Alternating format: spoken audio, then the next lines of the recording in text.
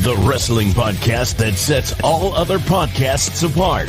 Covering news from the world of WWE, AEW, TNA, and more. Your favorite weekly episodic podcast, Ramblers Unleashed, starts now. Yeah, it is your weekly episodic podcast all on the professional world of wrestling. It is Ramblers Unleashed. Happy Saturday to you. Thanks for tuning in on YouTube, on Facebook, X as well. Glad you're here.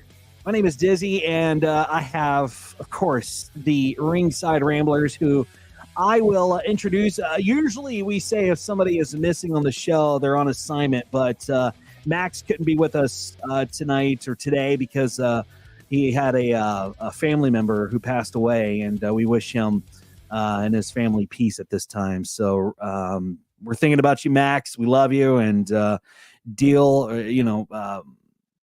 what you need to do, and we'll see you next week. On the other hand, let me introduce the other Rambler, starting with a man who always knows how to party. He is the RVD of the show and just a damn cool guy that we absolutely love. His knowledge, go ahead and do it, man. His knowledge of professional wrestling is vast, and that is why he is one of the key figures on the show. He is the High One. He is the Baron. Hi, buddy. How are you? Hey, yo. Doing good, man. Doing good. I'm glad to be back this week. I feel like I haven't been on for like a couple weeks, right? Did we miss last weekend? We missed last week because somebody was ill, and we're glad that he's better now. That's right. And I was ill the weekend before. Yep. With, like, I don't even know what it was. Like a flu, congestion thing that was, I hate it. Can't stand it. There's a lot of crap going around. Yeah. A lot of crap. And last but not least, the man that keeps this ship afloat, for without him, we would be the inflatable raft with a hole in a sea of all the other podcasts that talk about professional wrestling. And without his missus, who allows him to be on our show, we have no show. Nonetheless, he is a good friend. He's a fellow Rambler. He's a good brother too, as well as the Baron. Baron's a good brother. And he is the host of Total Nonstop Impact Show on YouTube. He is the mighty one. He is J-Bone. Yeah, J-Bone. What's up, fellas? Happening, man. We got a lot to talk about this week. I mean, and I have all. I mean, the. Oh yeah, hi Courtney. Yeah, we're on. Tell your friends. Take the link and post it, man. We're on. You know, I've always heard the saying that it comes in threes, and this week it sure as hell did live up to that. We've lost 3 very, very big key figures in the world of professional wrestling. That is Ole Anderson, Virgil, and Paul Vachon, also known as the Butcher. And that broke last night. I also got to mention my brother Paul, who passed away, who was a very significant part of our audience. Oh, I know it's. I like this show is, fresh on coming back, but let me guarantee you, if Paul was still here, he would have become a significant part of the audience, and we lost Paul this past week. Well, with that being said, J-Bone, I don't know if you have a 10-bell salute. I do. We can have a moment of silence. We'll run the bell. Yeah, let's go ahead and I'm going to remove my hat in memory of Paul Vachon, in memory of Paul, and in memory of Virgil, as well as Ole Anderson. Let's take a moment.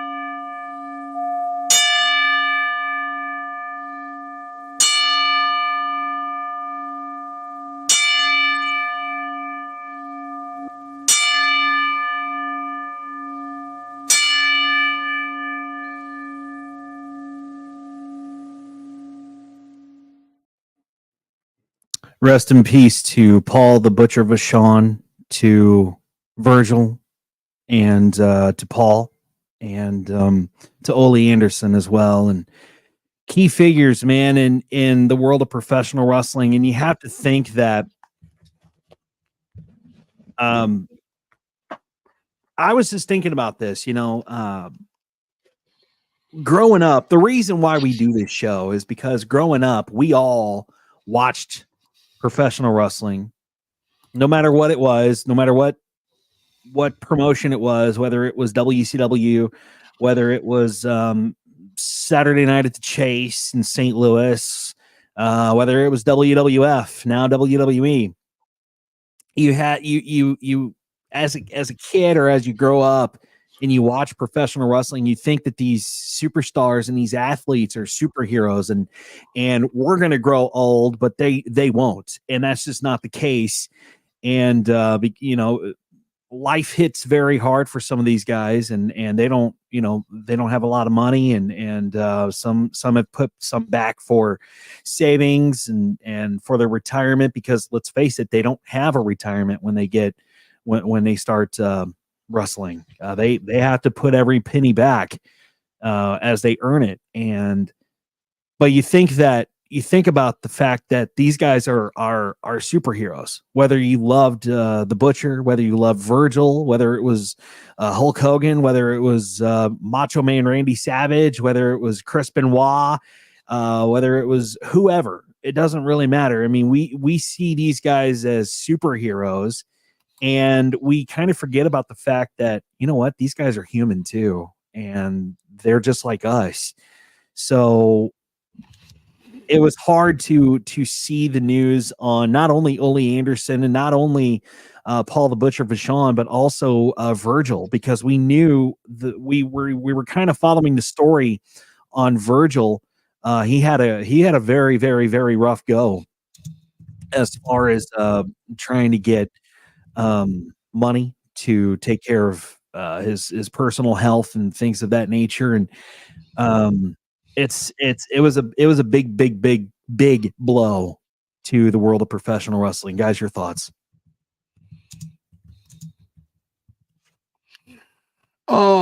Yeah, man, Virgil, he got a lot of flack, excuse me, later in life, just because, he maybe didn't have quite the iconic status as other icons in the biz who came from that era of Hulk Hogan, Ultimate Warrior, and his his partner in wrestling, his partner in crime, however you want to say it, $1 Million Man Ted DiBiase. Yeah.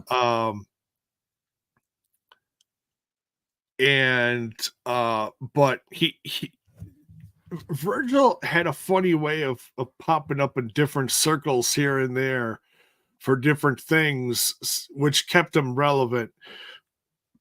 And no matter what happened to him later in life, as far as popularity or whatever, I'm still going to remember him as that guy holding $1 Million Man's Ted DiBiase's money and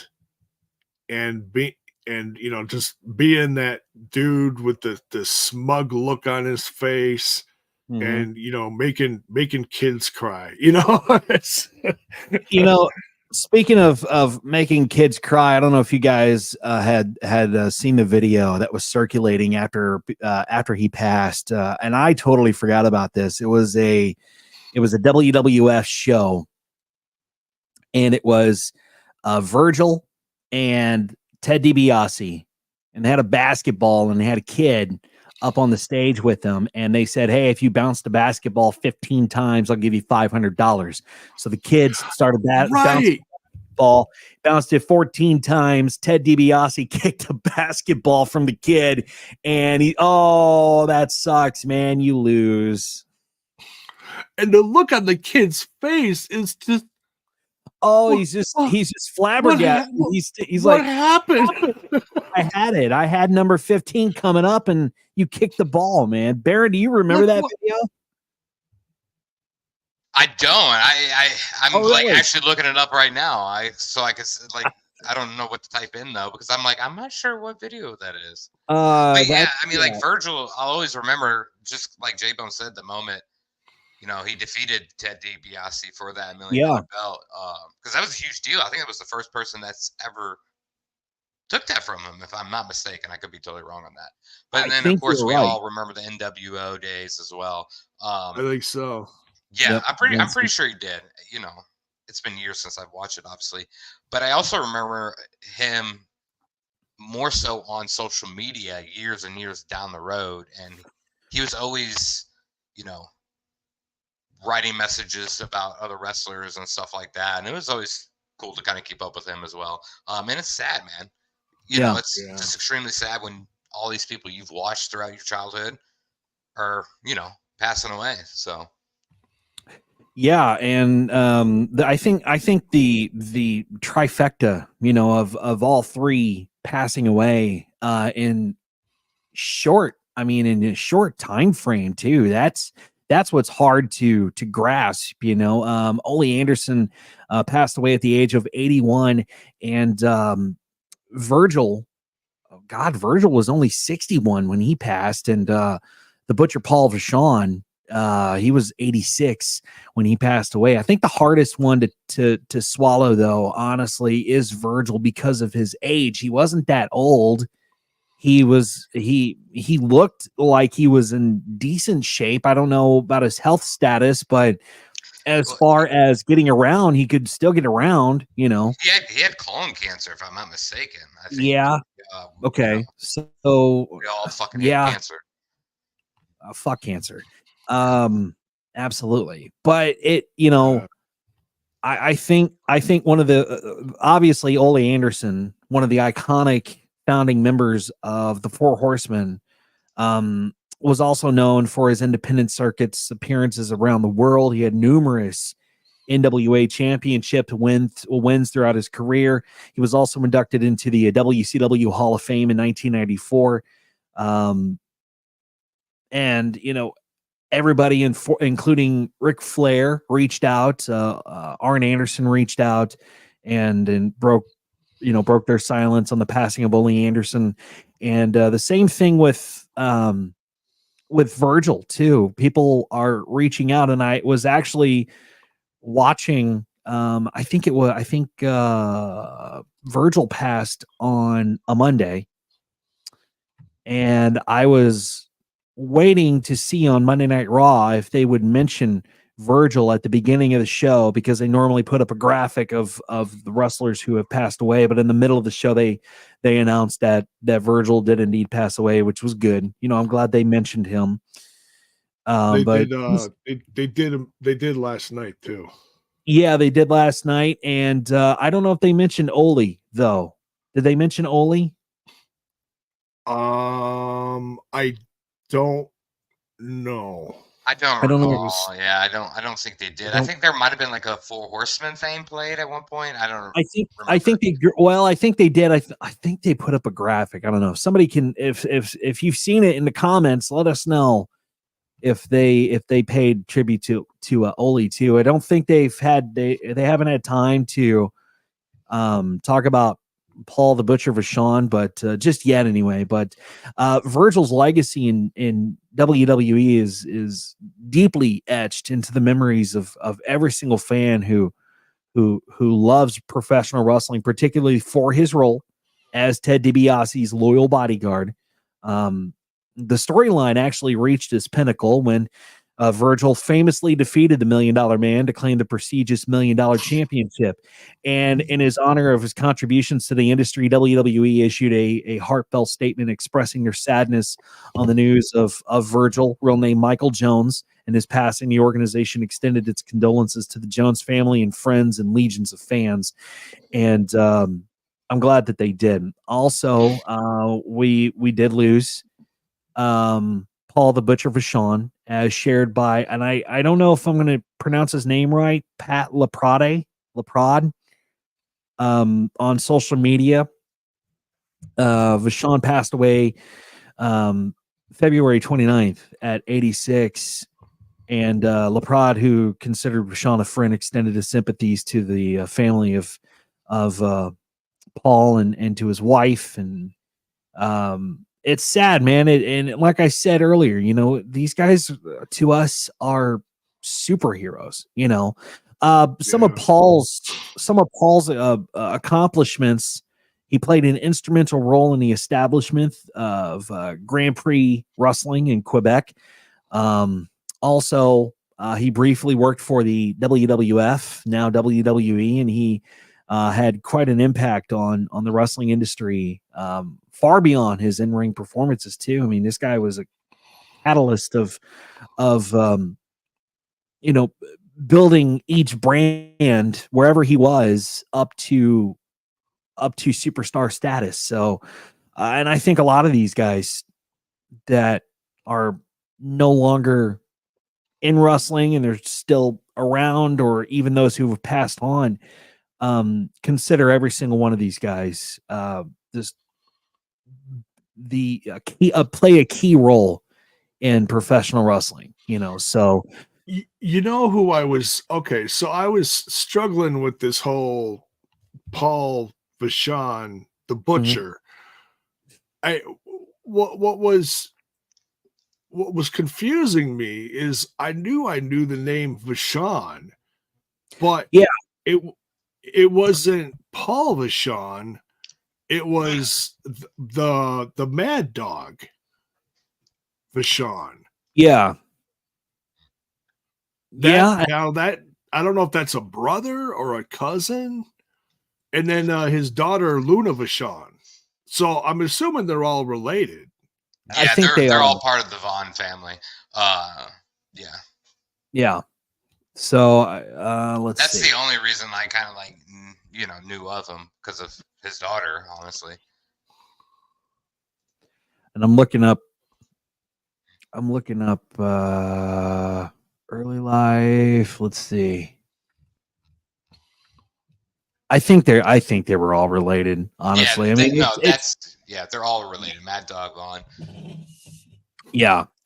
So, and it's just like, you know, it's just like when we lost Owen Hart. You know, that hit deep. I mean, when we lost Owen, that hit deep. And I think with all of these three that we lost within this week, just alone, reminded me of losing Owen Hart. Not as tragic, but it still hits home, you know, and it still sucks. But they're icons. Yeah. So rest in peace to Paul the Butcher Vachon, Virgil, and to Ole Anderson as well. We have a lot more to discuss, man, especially this Maxine Dupree controversy. I don't know if you guys are familiar with it, but she was at a live event, and I think I posted a video to our personal chats, but I think I found the video of it. I'm not sure, but the video that I found was a live event when she wrestled Nia Jax and lost, which, by the way, that was a terrible performance from Nia Jax, who's been in this industry for a long time now and should know how to wrestle, you know. But Maxine Dupree, and I don't know how long she's been in WWE, but she's very new. Yeah, she's very new. She got called up from NXT, and during a live show, an untelevised live show, Maxine Dupree lost her match, and she received boos from the fans, and it started to gain a lot of viral attention. And it's you know, there's been debates on social media about, were the fans right in booing? Were they not? And why? And a lot of wrestlers have come to Maxine's aid to defend her, as like Rhea Ripley came to her defense. Zelina Vega came to her defense, among others. coming to the aid of Maxine Dupree. And it got me to thinking, honestly. Because I'm playing devil's advocate here, and I want your guys' opinion on this too. We'll start with J-Bone. You think of all the money that these fans spend on these shows, and they go to see, whether it's a televised event or it's not a televised event, they go to get entertained, but on the other hand, she's still learning, and the way that they teach these newcomers, these up and comers, are with live events, and that's how they learn. They learn on the go. They learn hands on. Is it the rights of the fans to boo her if she didn't hit a spot correctly, or if she didn't take the bump correctly, or whatever the case, or they're just not entertained? Is it right for the fans to boo her? Do you think they should, or should they understand where she's coming from, that okay, she's an up and comer? There's a fine line there. There's the point of view of, hey, I bought a ticket, I have a right to cheer and boo who I want, which is completely understandable. I've always been like that. I'll cheer the bad guy. I'll boo the good guy. I'm at the age, it's like whatever, but it's still fun to boo the bad guy and cheer the good guy nonetheless, because that's what you go for. You go to be part of the show. Yeah, but she's a face, though. I mean, is she, and she's with a faction who are faces, the Alpha Academy. And I know that the Alpha Academy is they're very popular, and she's still up and coming. Now, I'm not privy to what was actually happening at this event where she got apparently heavily booed. Mm-hmm. I know she's still learning. You could say, some are going to say, well, she's still green or whatever, the terms they use. Right. So I can't say like, oh, did she screw up? I don't know. Mm-hmm. But then there is a point of like, hey, everyone's got to start at some point, and everyone's trying their hardest out there. And it's at these shows where you get your chops in, you do your learning. They're gonna do more in front of these audiences that are not live on TV, so that it's not televised in front of millions and millions and millions. Mm-hmm. And that's how you learn. Right. It's a learning experience. Unfortunately, the audience can be little jackassery or whatever you want to call it. Right. They have a right to be. If they saw something that they weren't happy with, okay, that's their right to boo or cheer or whatever. So I can see both sides of it. I'd have to look at the video and see exactly what happened. And I'm sure it is upsetting for Maxine, who is trying her hardest to come up. Now, there's also the other side of the story that, and you've mentioned this too, like, hey, maybe she shouldn't be out there if she isn't ready. Okay. But so there's that too, Right. I don't know how much wrestling she necessarily did in NXT, if she was more the valet cheerleader, so to speak, and now she's actually doing more on the road learning of wrestling, and unfortunately a lot of women are subjected to this. But you also look, there's so many different factors to this, and I'll throw one more factor in there, and then I'll let you guys throw your stuff in there. You also got to go way back to when valets like Lita, valets like Trish Stratus were cutting their teeth in the biz and learned on the fly. and then became the icons that they are in their division. Mm-hmm. Everyone's got to start somewhere. Look, there's, you've got your right to boo, you've got your right to cheer, but just, there's a point of being a jerk, dick, a jackass, whatever. Mm-hmm. And there's a point of taking a step back and be like, look, these people are busting their ass for our entertainment. Mm-hmm. Maybe put yourself in their shoes. I'm not saying that everyone's got to cheer everyone the right proper way, everyone's got to boo everyone the proper way, whatever. Right. Like I said, everyone's got their right, but let's try to be a little understanding, unless someone like really screwed up out there. Let's take a step back and remember everyone's got to start someplace. Yeah.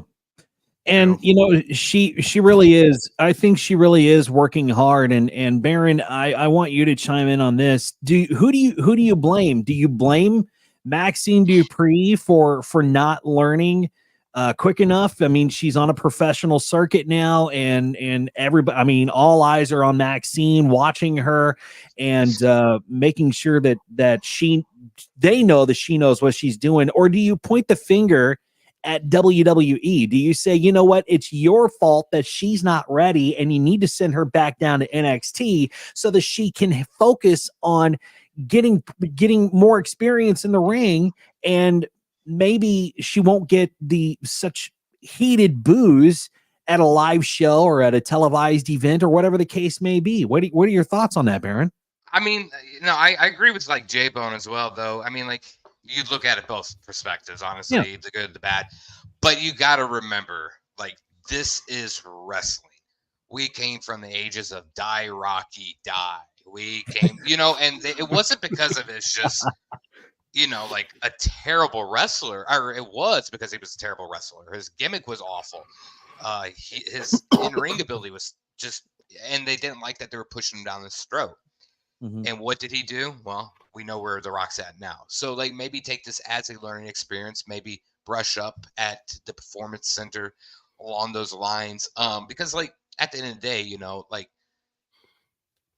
yeah, they paid for those tickets. They're going to boo you if they want to boo you. It's just like going to a rock concert. Take that fuel and fire yourself back up and, take it to the next level. Because, I mean, like, I don't personally blame her at all. I'm sure they just kind of threw her into the mist. But there is a Performance Center, and most wrestlers should be able to go to a live show and kind of, pick up, and you're not looking for people to just cheer you on or boo you the whole time, but like you want a reaction too, but I think wrestling fans have every single right, and they have since this has been a thing. I don't think that's going to change. I think as a wrestler, take the good and the bad and take it to heart and work 10 times harder or whatever the case may be. Take that from the crowd, maybe flip into a heel or something, just take that, because they are the ones at the end of the day. Wrestling fans are the reason why they wrestle, sadly. Yeah, I agree with you. I totally agree with you. I mean, you take this, you take it as a learning experience, and you say, okay, either I go with my gut instinct to say that I'm doing an okay job, or I listen to the fans and I say, okay, well, maybe it's time to up my game. Maybe this is going to be my drive, my push to get better. And you take it with you. I think, she did it perfectly. I think she did it great. She walked down the aisle and she walked back towards the curtain, and she put up, the peace sign, and she walked backstage. And I think she did it perfectly. I think she didn't pay any attention to the fans. Look, man, anywhere you go, whether you're at a baseball game, you're at a football game, you're at a hockey game, a soccer game, whatever the case may be, there's always going to be that one person or those group of people who are always going to want to stir the fucking pot and get under the skin of the professional. That's what they're there for. They're there to cause havoc. They're there to be a nuisance, you know. But I think it also rings true to the professionalism of the person that they're booing. To, you know, am I going to let this get under my skin, or am I going to take their boos? Am I going to take whatever they're saying, and I'm just going to run with it and get better and show them that? I think anything in life in general should be that you take those flaws and you incorporate it into yourself, and you make it better. You know, it's just unfortunate she was in a match with Nia Jax, so it's really no surprise if you think. Yeah, and you know, wrestling fans are the worst. Oh, we're terrible, and we know we're terrible. We know we're terrible. Yeah, and Max Magus prepared a statement, and it's on our Facebook page, but I'm going to read it verbatim. He says, "Okay, wrestling fans, you picked a bad week to draw my attention for something so blatantly ridiculous. Bad enough we can't enjoy multiple companies without the fans for each company attacking each other for what they like. No, you had to go and take it from the internet to a live event. You had to openly boo someone who is actively trying to improve at what she loves. Why? It's not like she's Laurinaitis and is terrible and not trying to improve. Maxine Dupree is trying to learn and grow to become better at this business we all love. If she was a heel, I wouldn't care. Booze the heel and to your heart content, you know, boo the heels to your heart's content." He says to boo her just because you don't think she belongs where she is. That tells me you don't belong where you are. There are more deserving fans that deserve those seats. You should stay home and continue hiding behind your keyboards and let people enjoy the show.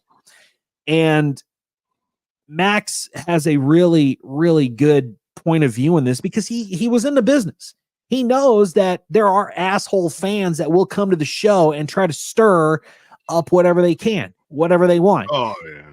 You know, but he also hates the internet wrestling community, the IWC, with a fiery passion. We know that.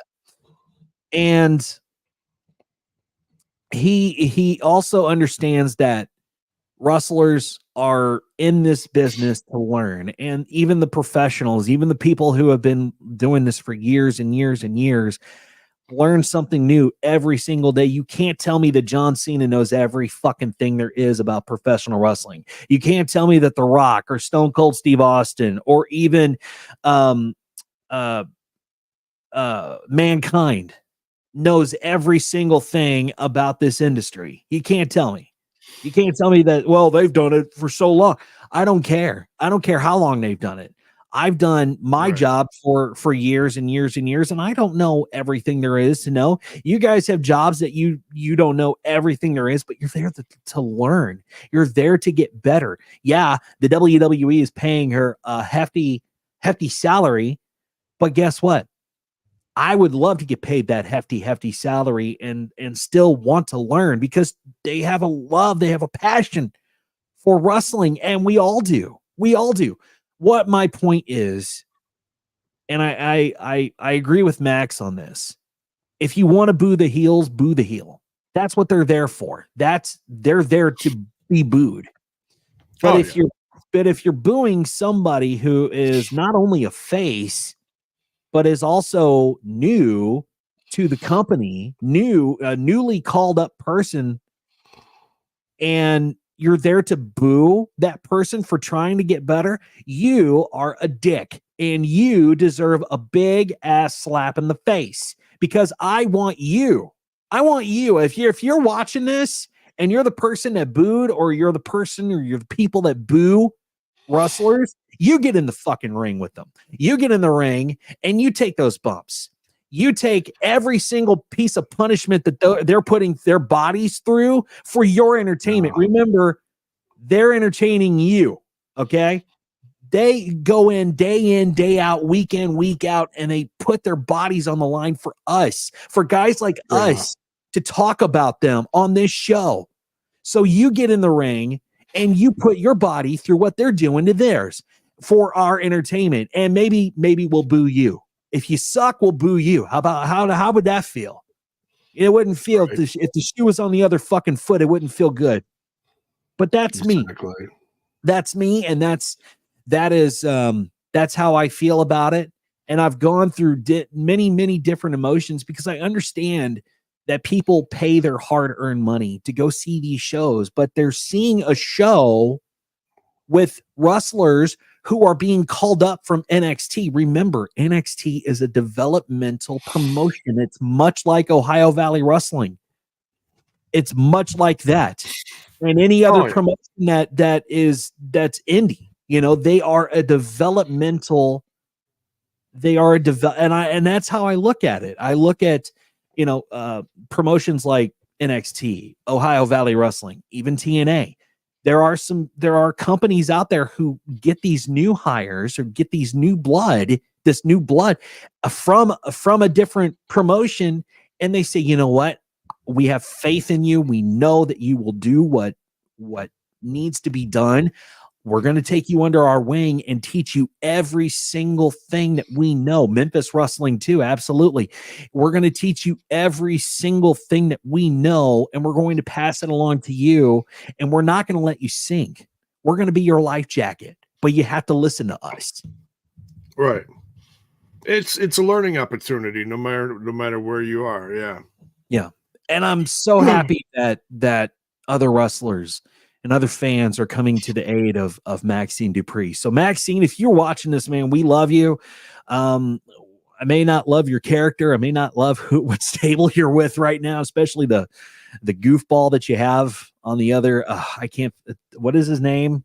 Takawa. Gable and Otis. They're killing it. I'm not a fan of Otis, honestly, and especially. Oh, what's his name? Tagawa? Gable. No. The other guy that does Tozawa.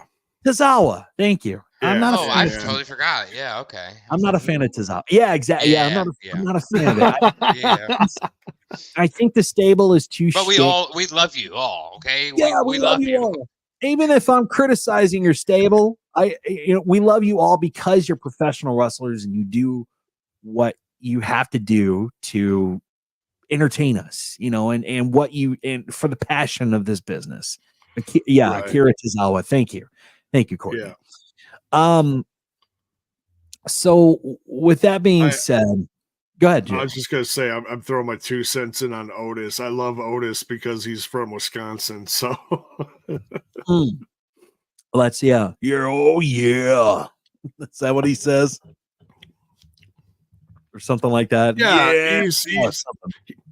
He's like he's Chris Farley. He reminded me of Chris Farley. Oh, really?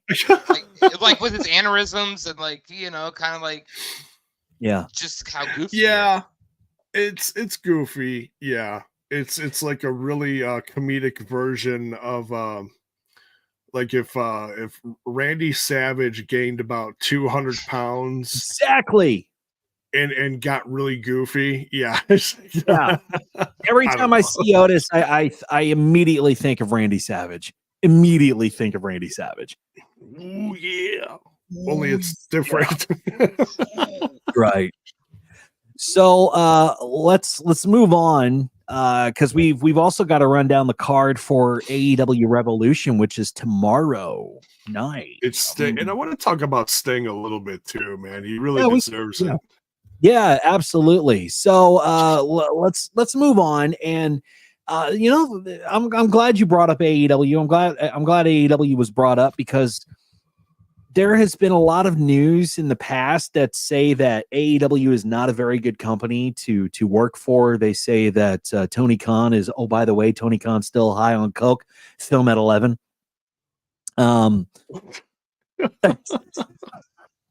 There have been so many different stories about AEW and how the backstage is, and one person, which is RVD, Rob Van Dam, known for his in-ring prowess and daring stunts. He was in WWE for so long.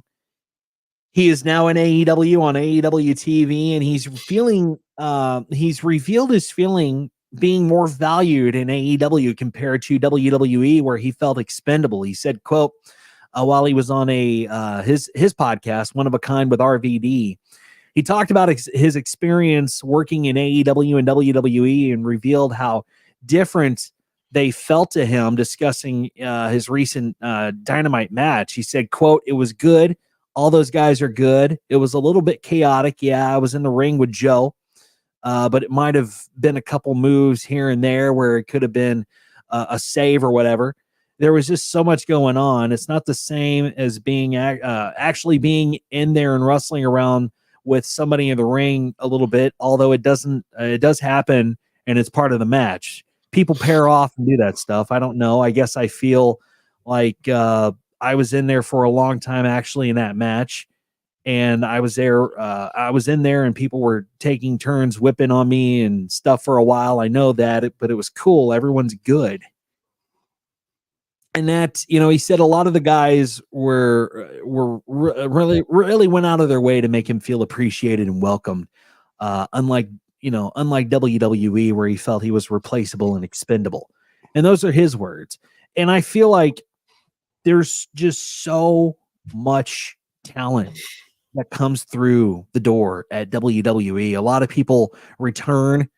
A lot of people are just coming in brand new. Logan Paul, looking at you, who maybe shouldn't be in professional wrestling. Again, Logan Paul, looking at you. Hold on now, Dizzy. Yeah. Hold on, everybody. You know what? I'm just saying it's like you put in Bozo the Clown in a wrestling ring and call him a professional wrestler. That's just not how. I don't like Logan Paul. I don't think a social media influencer should get anywhere near a wrestling ring, but that was just like, I didn't feel like an actor should be in a wrestling ring. And I'm looking at you, Mr. T. I just feel like they are pulling at strings here, getting these popular people with names that everybody knows, household names and stuff. And they're looking at real talent like RVD and they say, you know what, we're going to put you on the back burner and we're going to push this guy who everybody possibly maybe knows. J-Bone, your thoughts on that? First of all, we got different opinions on Logan Paul, but that's okay. I mean, I don't like him as the influencer. Trust me, I'm with you on there. But as far as his talent is the guy's phenomenal, absolutely phenomenal. He's way too good for his. He's way too good. It's for as long as he's been in the industry. But that's just me. And who are we talking about? Talking about RVD. RVD, thank you. Sorry, brain fart. Yeah, I know there's some controversy because he was under a Legends contract, I think, in the WWE. Mm-hmm. And then he's also, wrestling for AEW. So, I know that's like I don't know if he should be a fine line, very fine line. I don't know if he should be wrestling for another company and you have a Legends contract in somewhere else. I don't, but hey, that's whatever. That's not, Well, on that note, doesn't Flair have a Legends contract and he's in AEW? I don't know. I'm not sure what he's all got. I mean, he's got sponsorships and he's got his contract got kind of slashed or something, if I'm not mistaken. WWE. Something, I don't know exactly, but it was shocking to see Ric Flair show up in AEW. I'll say that much. But whatever, he wants to ride some coattails. No. As long as RVD can still perform in the ring and hit those usual spots that he likes to hit, his finishers, his signature moves, whatever, I don't care where he wrestles. I love RVD. I'm here for it. I get the whole thing where, when you get to a certain age in your career and you're trying to make waves and you're trying to stay at a certain point on the bill in the company, popularity wise, you're trying to earn that paycheck in a company like WWE, it's going to be easy to kind of fall down in the ranks a little bit depending on who's coming up in the biz, like what's popular at the time, who do they want to push. It's some of it's politics, and there's nothing you can do. You work for them. You do what, and a lot of people forget this. You work for them and you have to do what they tell you to do. And you have to take what they give you and just, use your God-given talents to the best of your ability to get yourself over and take that opportunity, make the best of it. That's what you got to do. Yeah. And people reach a certain point and yeah, sometimes it's not enough for them. Sometimes you want more, which is where you see a person like, say, Dolph Ziggler, who gets like a 2-minute match and he's like, man, I'm so much better than this. I need more than this. So then you ask for your release. You look for a company like TNA where you can shine as an individual. You can bust your ass and show you still got the chops to become, say, a top talent in a company, So yeah, I get it. I can see, all the different sides of it for RVD, and someone like Tony Khan's gonna be a mark for RVD, and oh my god, I can get RVD on the roster. Hell yeah. I mean, it wasn't that long ago where he was really shining in a place like TNA, but he was also in a different position then. Just big picture wise, let's remind the people this is right before he got married. Mm-hmm. Oh, well, guess what? Now you got a wife. You got a wife who likes to get those, those butt injections or whatever, God bless his wife. She's a lot of fun. She is a lot of fun to look at. My goodness. So yeah, you got a wife now you got a family again, and you may have an ex that you still gotta you gotta pay a little alimony to here and there. Yeah, you gotta have a paycheck, so you're gonna go where you're gonna go, and that's, hey, whatever. If Tony's paying him a decent paycheck, God bless him. If he could still work and still do what he does, and maybe not like he did back in the 90s, early 2000s between ECW and exactly. And the WWF, but as long as he can still pull off some of those signatures and his finisher, who are we to judge, man? Let him do what he wants to do. And I think if he can I think if he can still run the ropes, and anywhere he goes, he gets a pop. Anywhere he goes, he gets that recognition from the fans, and the fans love him. Fans love him not only because he's a good wrestler, but also he smokes a lot of pot, and a lot of people are. I was going to say, is this? I mean, like here's my perspective. He's kind of RVD not getting this test over there at AEW. Is that why he's happier back there than WWE? Well, I mean, there was I saw a story of another wrestler, and I don't remember who it was, but oh no, it was Matt Riddle. That was who it was. He was talking about getting tested every so often with the WWE, and he tested positive for cocaine, but he also tested positive for marijuana, but they're okay with pot as long as you don't do it before a match or whatever, which I don't know if you've ever seen the show Rustlers on Netflix when they were highlighting OVW and Al Snow. Al Snow said, you know what? I don't care if you are getting high, but don't do it before a show. Don't do it before you go out there and you wrestle. Yeah. Thank you. Yeah. And I agree with that. I totally agree with that. Nothing should affect your ability to not only keep yourself safe, but keep the person that you're working with safe too. And if that's going to hinder it, then you shouldn't be there. But I think RVD is pretty smart. Baron, you're the high one. I think that I mean, I just had to point out RVD is smarter than he was that. happier because of piss Yeah. test or whatnot. But yeah, good for him. I'm Yeah. we all know the backstage of WWE is what it is for however many years. You know what I'm saying? So trust me, I get it. Yeah, as long as he's happy, he's able to hit some frog splashes and get that money. Good for him, and man.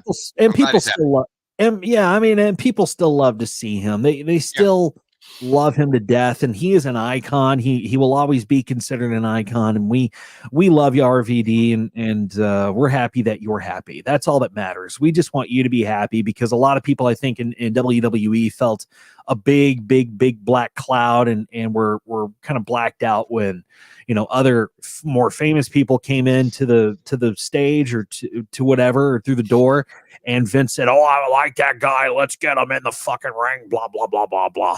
And it also paints a. I hate Vince. It also paints the picture of, what, this guy is up here, RVD, you're right here, so you're going to job for him.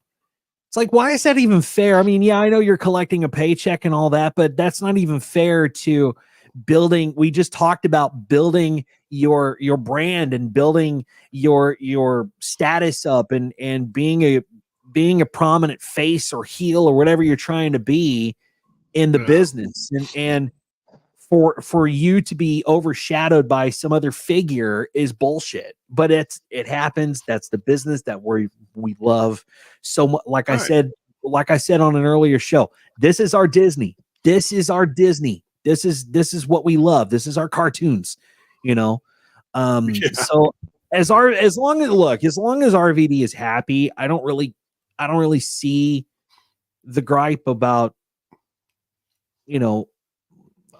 as long as he's happy and as long as he's content, let him say what he wants. Maybe he was overshadowed in WWE, because that'll happen easily. I mean, that easily happens in the company. So I'm just happy that he's happy, and he is the IWGP Global Heavyweight Champion, by the way. Thank you, Courtney, for reminding us. That's Nick Nemeth. Oh, that's Nick Nemeth. Okay, I'm sorry. Yeah. That's when I was talking about, when I was comparing talents. And either way, and it's just like with him, he was overshadowed, and he was booked to job. He was booked to put other people over, and as long as Nick is happy, and as long as RVD is happy, that's all that matters. And we still get to see him on TV, so that's cool. That's cool. Speaking of TV, go ahead. I got to throw this last bit, and I was just thinking about this. The last time I saw RVD on, or a clip of RVD on AEW, there is a heavy dose of nostalgia that goes along with that. And when I say nostalgia, I'm talking about old school RVD nostalgia. Guy, as much as we joke about Tony Khan and this, that, and the other thing, he got RVD his old entrance theme back. So when RVD comes out, you are listening to Pantera Walk. And man, there is just it's awesome. Care how old you are, you get that pumped in an arena, man, you are gonna be psyched for RVD coming out. That music, once that hits you, there is something about music, and I know we all love music here. You play that certain tune, you might be in a bit of a mood during the day, and you're like, oh man, and you turn on a certain CD, boom, the goosebumps hit, that the blood starts pumping, that heart starts pumping, and you're excited for whatever you're gonna face in that moment. And so when RVD comes out the Pantera, there is a heavy dose of welcoming when it comes to that. Hell yeah. And you got to wonder what kind of money Tony Khan is paying every time he plays Jefferson Starship Jane for Orange Cassidy, Pantera's Walk for RVD. Right. You got to think about the money that Chris Jericho is getting for using Fozzy as his entrance music, which, by the way, it was really cool to see him come back as a Lionheart on Dynamite. I don't know if you guys caught that, but he came back as a Lionheart, Chris Jericho. Oh, he's playing White Zombie. Yeah. He was playing like 90s White Zombie. And so but he didn't come out as the Ocho. He didn't come out as the Ocho. He came out as Lionheart. Right. Yeah, it was classic black and gold, which is cool. Stuff. Yeah. Yeah, which was really cool. And I'm glad that we get to see that with I know Tony Khan is a huge wrestling fan. And he's all for nostalgia. And that's one of the things that I love about AEW is that it's all about nostalgia. It's all about, what we grew up on, because Tony Khan grew up on it too. So and he knows how important it is to us as wrestling fans to remember that stuff and to remember the good old days of wrestling. So props to Tony Khan for doing that. And we're honestly we're seeing like the change in the professional wrestling industry with people. We're seeing I've seen the worst smart marks ever. I mean, these guys, these wrestling fans we've been talking about are smart marks or whatever you want to call them.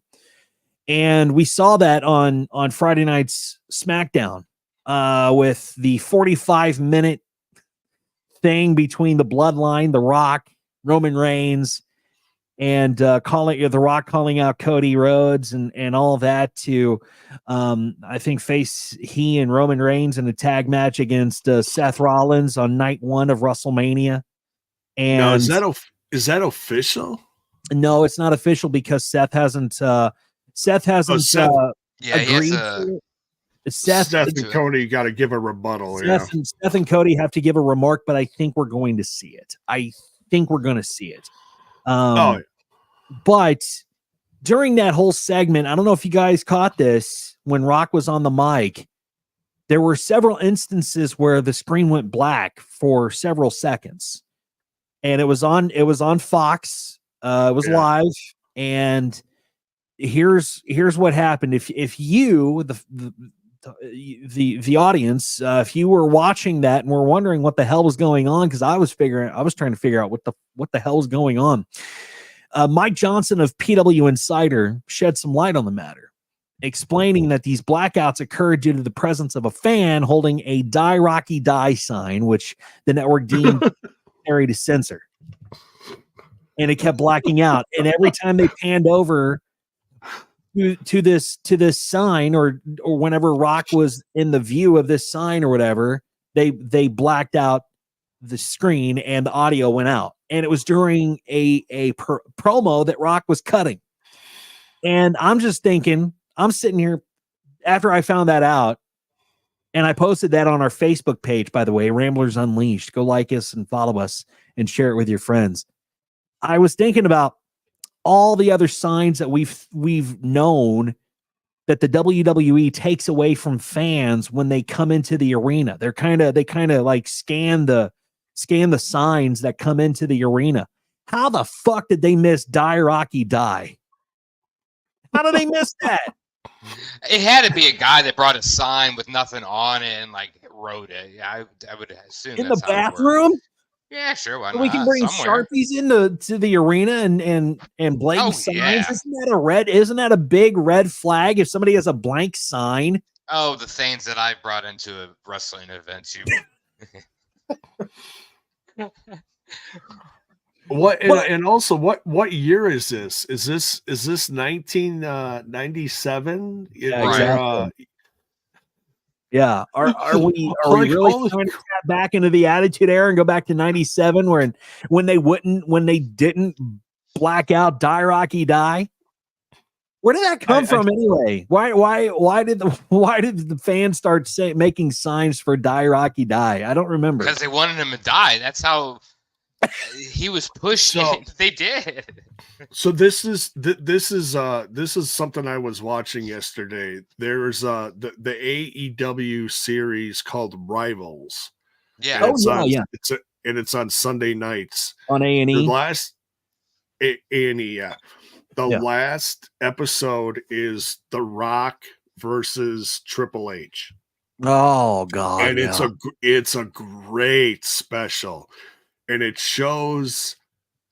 Number one, it shows how Triple H kind of came up in the biz. Number two, it shows how The Rock came up in the biz, and how The Rock came up, and he's like, he's that third generation white meat baby face, and he's all excited. He can't wait to get out there and show everyone what he's got. And The Rock's going to do his best to get out there and show everyone how he can wrestle. And man, at first the fans were like, yeah, okay. But then after a while, the fans were like, dude, enough of this smiling jackass. What the hell, dude? That's when they were like, okay, the fans are turning on him. Let's give him a reason to turn. And he joined the Nation of Domination. And then Triple H joined DX, and it was just the collision of these two forces at the time, and the rise of the Attitude Era was at, all this stuff happened at the same time. Man, what a time. And I love specials like this, because I came in just a handful of years later, like in the middle or towards the end of all this stuff happening. So I missed a good chunk of this. So I love specials like this, because it's like, man, I miss some shit back then? It's like, right. It was a good time to be a wrestling fan. I also watched that too. And I do enjoy watching the Rivals. 32, yeah. But you gotta think about this. I was getting pissed off because I thought it was my TV. But then I saw the little live logo up there, and I'm thinking, what the fuck is going on? But these fans are not only holding up Die Rocky Die signs, but they're also chanting like swear words at wrestlers. And The Rock is trying to cut a promo, and consistently he was interrupted, and it was a damn good promo. Yeah. Top tier. Oh yeah. It was a good promo. It was a little long, but it was a good promo. Yeah. Love him or hate him, but yeah. And I think it was a little long because of the fans. I think they were trying to get the point across of what they were actually out there to say. And these fans, they love them or hate them. They definitely had a voice last night in Arizona. And well, yeah, when you're calling them meth heads and crack addicts and everything else, of course. We have a resident of Arizona on our show. I didn't disagree with The Rock one bit on that. He nailed it. That's Phoenix. But it was just really annoying. If you felt the same frustration, let us know in the comments. Let us know in the comments below. But I was just sitting on my couch, and I'm just sitting there getting pissed off because I'm trying to listen to what The Rock is saying and calling out Cody Rhodes, and all of a sudden we just get black. We get a black screen and silence. And it was just really, really annoying. And I think it was frustrating on everybody trying to actually listen to what The Rock was saying, because this is the storyline. This is creating the story. Rock is painting a picture, and he couldn't paint the picture because he kept getting cut off because of the fans. Yeah, and there's something going on between him and you can see just there's like they're planting the seeds now. Yeah, they're planting the seeds because Roman's like, I need you to acknowledge me, and you can see the look on Rock's face, like, what? But even The Rock went out there and strutted his feathers too when he said, "I am the head of this table. I am the head of the board. I am the guy. I am above." And everybody was chanting Triple H. He's like, "I am above every single person in the back. If I say jump, you say how high." And everybody in the crowd was chanting Triple H, Triple H, Triple H. And did you notice though when they finally ended the segment, when they all did the one, Rock started to do this, and then he went back to that. Yeah. And it was kind of that to me. I was talking to somebody else about this, and I said, that's got to be some sort of a sign. That's got to be a sign. Yeah, 100%. I mean, this is all like, you got to remember where The Rock came from. Not really come from, but the movie industry. He knows how to play a part, you know. This is all cinema, and I think me personally, I think they're doing a phenomenal job of it. I think The Rock's doing great. Beautiful. Whether the black screens happen or whatnot, it flowed well with me. The crowd, I love when the crowd disrupts them. I think, you know, next to Rey Mysterio. Son. Yeah. What's his name? Dominic. Thank you. Next to him getting booed out of this, the arena, like I enjoy that kind of stuff. Can it be annoying? Absolutely. But like, I sat through the finale of Sopranos and my screen went black, so I'm used to that, and it doesn't bother me. Okay. But I think they're painting a very, very good picture of what's to come, and I'm gonna enjoy the ride. And we're also, WWE is doing a really, really, really good job of getting away from this whole Vince McMahon scandal. This is why they did this. This is exactly why we're seeing what we're seeing now on TV. They're trying to get away from the Vince McMahon bullshit that is painting a terrible picture on not only Vince, but the company too. And the company is trying to play casual, they're trying to play cleanup right now with all this crap.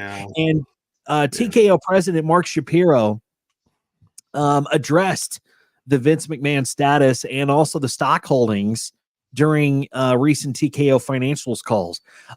Despite McMahon's resignation from his role as TKO executive chairman on January 26, he does maintain a significant portion of the voting power due to his controlling shares in stock. This is what Mark Shapiro said. He said, quote, "Obviously, we're talking about Vince McMahon specifically in terms of cashing stock. He still holds, I believe, 20 million shares. It's all registered. He'll do whatever he is going to do, and we're on the sidelines. We'll have to look. We'll see, and we have no idea on timing." He says, "We're not having a discussion with him. He's given us no point of view on his motive or if he plans to sell or not to sell. If he does, how much. We're waiting. We're going to wait around and find out, just like you." And that sucks, to have Vince McMahon still have that fucking grip on WWE as he does. He just can't let go. And that's the gripe with a lot of fans and that's what Virgil wanted to do. Virgil wanted to piss on Vince McMahon's grave. I wish Vince McMahon would have gone before Virgil, honestly. And I don't wish any bad on anybody, but just because of how badly he's treated everybody in this business, how Vince has just shat on every single person in this industry, especially, WWE and all that. Yeah. I think that for him to still have a hold as much as he does with 20 million shares of TKO, when are we going to see the end? I don't think we'll see the end of Vince McMahon until he goes to court and everything gets settled out of in court. I hope that there's a trial. I really hope there's a trial. I really hope that Janelle Grant gets what's coming to her. Peace, even though she may not ever, she'll never forget what this douchebag and monster did to her. But I hope that she finds the peace that she needs. J-Bone. Some sort of justice needs to happen. To what degree? It's like it's a waiting game. This stuff ain't gonna happen overnight. Vince ain't gonna go quietly. No.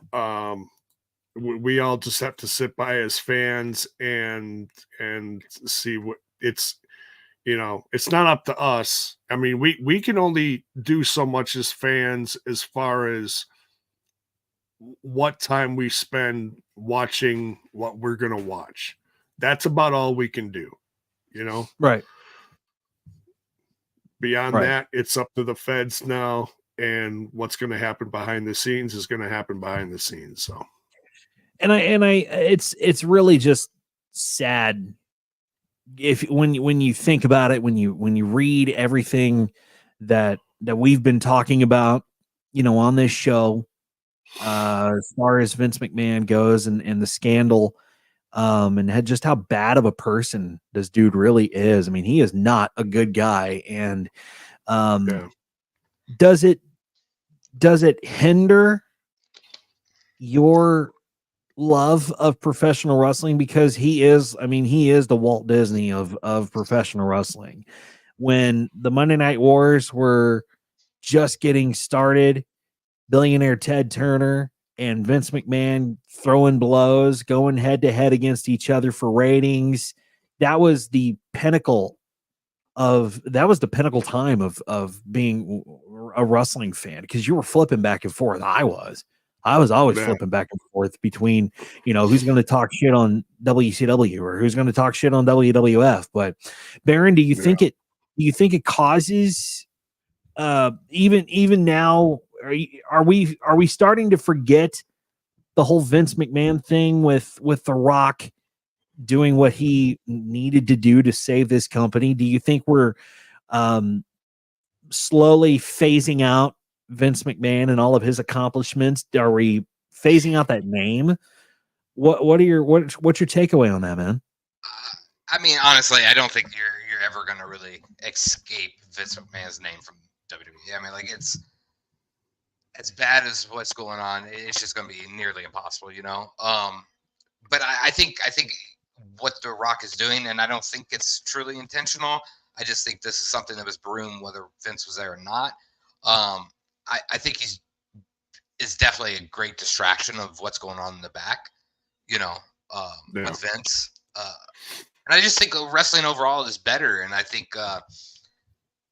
we got to appreciate what we have right now with Triple H and let the Vince McMahon scandal unfold, because, I mean, hope to God that, he is definitely taken away from wrestling, but I just don't think it's going to be that easy.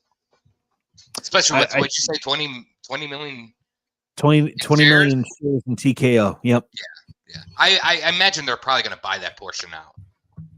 Well, they have to. They have to at some point. Are they going to wait until he goes to trial, though? Or are they going to let him keep those shares at the trial? There's so many legal things behind all this. I imagine that it's. You have got. I mean, could he sell Stephanie or Trips? Like, is that a possibility?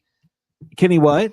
Could he sell those shares to like Triple H or? I don't know if he should. I mean, if I were him, because this scandal is causing him a lot of money, especially with everybody coming out and saying their piece and finally breaking the barrier.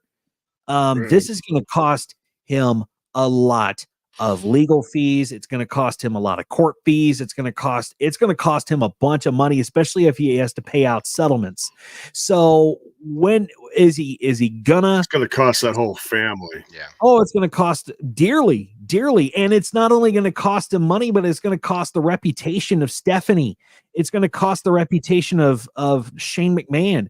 And you have to think about Shane McMahon. He's got a kid in college. What are they saying to him about his granddad? What are Stephanie's kids going through at school? What are Trips' kids going through at school because of the bullshit that's happening with Vince McMahon? So you have to think about, not only is this damaging Vince's money, in his bank account, but it's also going to damage their reputation, McMahon's reputation, because Vince's dad, he had a good reputation. He had a great reputation. And then he gave this company, this $1 million 500 fortune company, to his son, and he made it. Yes, he did make it a worldwide phenomenon, but the way that he did it with his little sick, twisted fantasies and whatever and all the damage that he caused to all these other people, you have to think that, dude, your reputation is shot as far as being not only a legitimate promoter, but as just somebody in the wrestling community and a figure in professional wrestling. Your reputation is done. It's done. And I think that's where we're at with this. And it sucks that Stephanie and Shane are not involved in WWE anymore. I don't think they want to be involved in WWE. Not because maybe because of their father, but think of all the stupid, sick, twisted storylines that he involved his kids in, and he involved Linda. Back in the Attitude Era, there's a channel on YouTube that I follow, and they highlight stuff that happened during the Attitude Era, during the Aggression Era, and you look at it now, and you're reminded of all this crap that is not crap, but all this stuff that's being said about Vince, all these allegations coming forward, and you're thinking, like, my God, these storylines are just from his little sick, twisted fantasies. It's disturbing. It really is.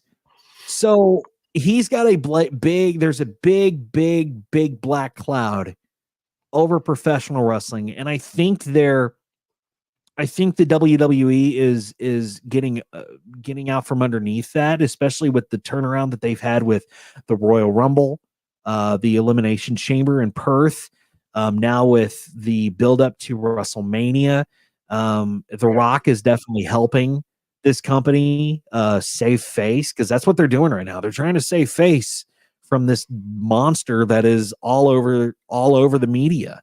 And that the media is saying former founder WWE Vince McMahon, and they're putting WWE's name. He's always going to have that company attached to him because it's his. And they're doing a good job, I think, of playing damage control, and not to say, that this is the end all be all, but it's pretty bad that they have to play damage control. It took somebody from a different company like TKO to come in and play damage control. And I think what Triple H is doing is good, so I think what they're doing is smart. I applaud them for digging themselves out of this freaking hole that Vince McMahon has dug and kept digging all these years. So it's exciting to see where this company is going to go outside of Vince McMahon, and we're seeing some pretty significant changes too. So with that being said, let's talk a little AEW Revolution tomorrow night on pay-per-view. And Sting's last dance. Sting's final dance. And I'm looking forward to this. Baron, are you going to be watching? Yeah, I always watch pay-per-views of AEW. I mean, am I paying for the? Yeah, of course I'm paying for it. Watch what you say. I enjoy watching those shows. I feel like AEW is the show that I could take a break from just live TV for 3 weeks and dive into the pay-per-view and watch, because I'm, to me, in my personal opinion, AEW's, more about the wrestling in the ring instead of like the Rock kind of story with the bloodline. You know what I'm saying? There's definitely depth to it, but I think it's something more that, as a wrestling fan, you can just dive right in and watch. That's the good thing about AEW. That's their positive in my mind. Because it's like, oh my God, there's competition. Holy crap. Who'd have thunk it You know, we have competition. J-Bone, are you going to be watching Revolution? Oh yeah. This is going to be special. Love them or hate them, Young Bucks are still one of my favorite tag teams going right now. I love what they're doing as heels. Yeah, I do too. The EVPs. The EVF and P's. Yeah. I do appreciate. Yeah, I mean, are the storylines the best in AEW? No, not always, but I appreciate what everyone goes out there and puts in 110% in their wrestling. I appreciate up and coming stars like Daniel Garcia, Sammy Guevara. I appreciate seeing as much as I hate him right now, Christian going out there and trying to be everybody's daddy. It's like I think oh my right now God. about this the other night when I was watching. I think this is some of the best of Christian's work. Oh yeah, it is. I think it's phenomenal right now. Yeah, you want to talk about a heel in the business that really makes you want to boo him. Because a lot of time we've all changed as fans over the years. They say like, oh, Kevin Owens is a heel and he's doing stuff against this other guy or this team. But I love Kevin Owens as a performer, so I'm gonna still cheer him on the inside. Man, when Christian gets out there, no man, fuck that guy. I hate him. Yeah, but he's doing his job. So he's. Oh yeah, I want to smack the hell out of him, but I appreciate what he's doing. That's right. Playing the part well. Yeah, a lot of them. He comes out there with Nick Wayne's mom, and it's like, and you just can't help but be like, all right. So so like big picture wise, real life, Nick Wayne's dad passed away right before Nick Wayne got he got signed, but right before he like went pro post high school, his dad passed away, and that's where a lot of this stuff comes. Is like, I'm gonna be your father figure and blah blah blah blah blah. But then Nick's mom keeps coming out there, and I'm just like, she is always at the side of Christian, and it's like you just can't help having thoughts of, dude, that Christian's a scumbag. He's banging her, isn't he, man? It's like. But that is the beautiful thing about Christian, and not only Christian, but having another company to actually watch. This is fun. Being a wrestling fan is fun. It was fun during the Monday Night Wars because we both have different companies to go to. It's just not solely WWE that we get to focus on. It's now we're watching. I find myself watching more wrestling than I've watched in years because we have AEW. And there was a time where I did not watch any WWE, and I focused mainly on the storylines of AEW. And that's exciting to me because it brought me back to the Monday Night Wars and go flipping back and forth between TNT and USA for Monday Night Raw and Nitro. So it's just a lot of fun. So here's what the card looks like for AEW Revolution 2024 this Sunday on pay-per-view. Which it's so weird. I don't know if this is backwards. I really hope this is. I really hope that Sting and Darby Allin versus the Young Bucks is not. Do you want me to bring a version of this up on the screen? Yeah, but go ahead and bring a card up on the screen if you can.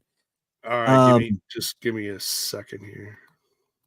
It's weird because they've been like scheduling these championship matches at the beginning of the show. It's just so stupid. Why don't you build it up? I don't know. Just how they format their show is just weird. All right, here we go. This is courtesy of WrestleZone.com. This is on one of their pages after the 0 hour match got listed here at the bottom of the card. Excuse me. But yeah, this card is solid. Let me tell you, man. Super solid. Yeah. God. So we have Sting and Darby Allin versus the Young Bucks for the AEW World Tag Team Championship. Now, do you think that they're going to give them to the Young Bucks? Do you think the belts are going to go to the Young Bucks with Sting leaving? J-Bone. That's a tough one. Sting is old school. And here's an example of that. Back when he was in the WWE and the one match that he thought he was going to have was with Triple H, and he ended up losing it. Everyone hated that. But Sting is old school. If you're going to leave the company or leave the territory, you go out on your back. Okay? That's old school. And so if Sting is really retiring now, on paper, it's easy to see that he is going to he and his team are going to take the L on this one. Either he's going to take the pin. Either way, his team is going to lose. Young Bucks are going to win. I can't believe that Sting and Darby are going to keep the belts because he's going to be done. Because if he wins, it doesn't make any sense because then he's got to give up the belts anyways because he's leaving the territory. You know what I mean? Exactly. So I think the Young Bucks are going to take this one, but Sting is no one's going to remember Young Bucks winning. They're going to remember Sting. This is Sting's last match. Let's appreciate that for what it is. Blah blah blah blah blah. I think and I'm okay with the Young Bucks. Do I hate them right now? You love to cheer them because they're the heel, of course. Am I okay with that? Yeah, sure. Yeah, and this whole EVP thing is just fantastic. Baron, what are your thoughts? Who do you think is going to go over? Sting, Darby Allin, or the Bucks? Yeah, I'm gonna go with the Bucks in this one. I can't really think of alternative thought in my head on why Sting would win, right? And how he would win. Yeah, and retire. You know what I'm saying? And retire, unless he just retire with the belt, which wouldn't make any sense. I think heel fashion Young Bucks would give a beat down to Sting. Sting waves at the end. That's that. I think that's an easy choice. So yeah, I'm going with the Bucks. I think it's a no-brainer here. I'm going to go with the Young Bucks as well. Next up, we have a trios match. Well, it's not even a trios match. It's we'll just call it a triple threat between Samoa Joe, who's a champion, which I think this should be the match before Sting, and Darby Allin versus the Young Bucks. And I hope that we're working our way down and working our way up. But we have Samoa Joe versus Hangman Adam Page versus Swerve Strickland for the AEW World Championship.